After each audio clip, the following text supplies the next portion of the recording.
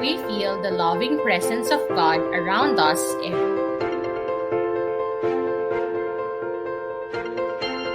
We feel His loving presence through the beautiful environment that surrounds us,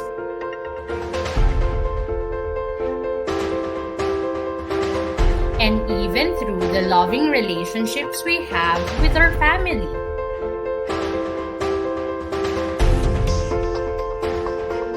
But most especially, we have different signs, symbols, and symbolic actions to make us feel the loving presence of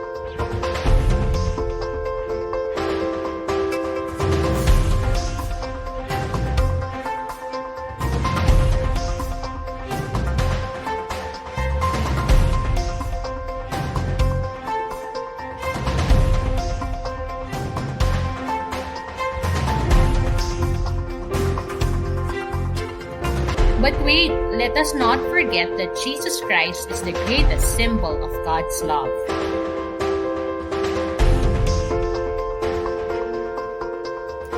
He showed it during His public ministry through His teachings,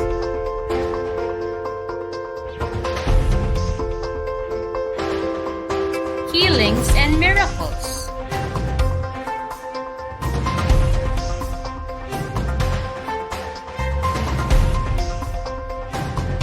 An example of which is the story of the blind man named Bartimaeus.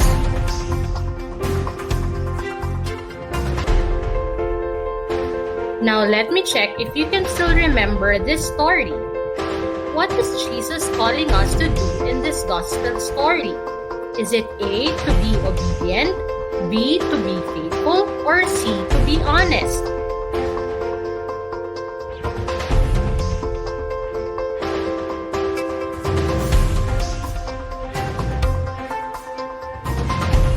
The correct answer is to be faithful.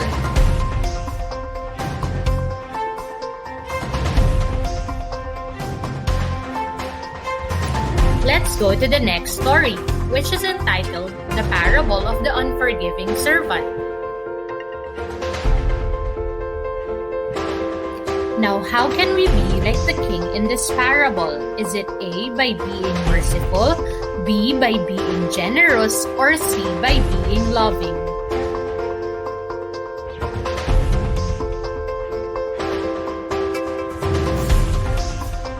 The correct answer is by being merciful.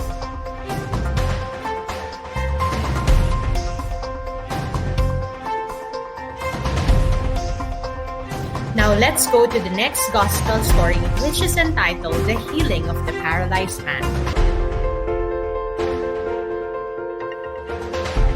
In this gospel story, why did the friends of the paralyzed man help him to be healed?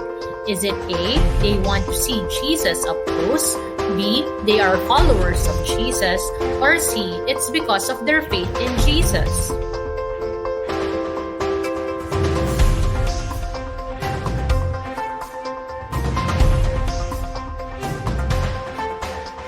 The answer is C, it's because of their faith in Jesus.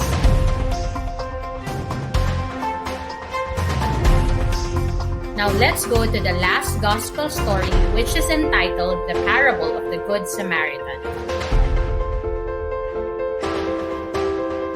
The question for this gospel story is, why did the Good Samaritan heal the wounded Jew? Is it A, to show compassion, B, to show off his wealth, or C, to show humility?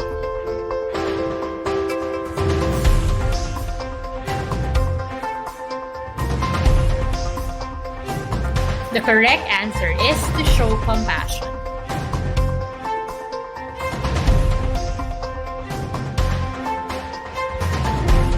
Now that's it for today, boys. Always remember that Jesus came here on earth to show us what unconditional love truly means.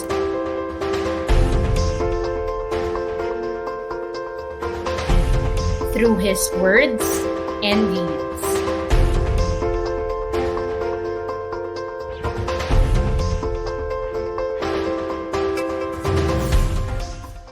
Created using Powtoon.